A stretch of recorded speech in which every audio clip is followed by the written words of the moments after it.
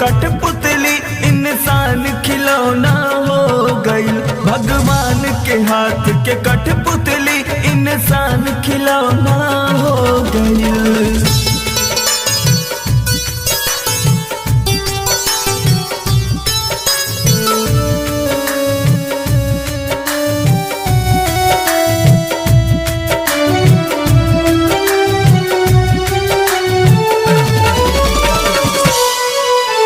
सब कर धन के ऐठल घर में बैठल बैठल मिट गइल।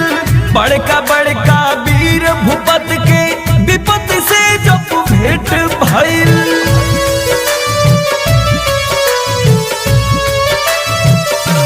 हाँ सब कर धन के ऐठल घर में बैठल बैठल मिट गइल।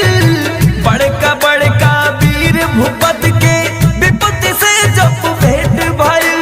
त्राहिमाम जगत में भइल जब काम घिनौना हो गई।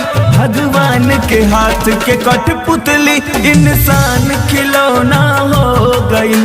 भगवान के हाथ के कठपुतली इंसान खिलौना हो गई।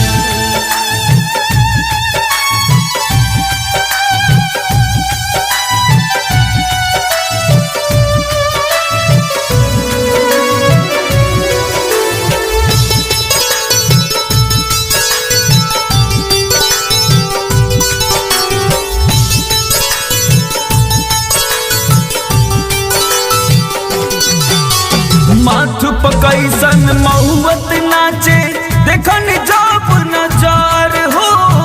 अपने से मिले झूले में लागता अब डर हो।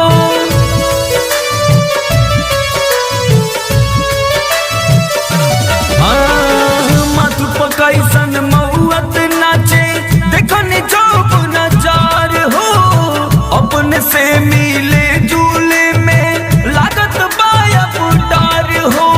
एक ही लगे रहती भी अब अलगा बिछौना हो गई। भगवान के हाथ के कठपुतली इंसान खिलौना हो गई। भगवान के हाथ के कठपुतली इंसान खिलौना हो गई।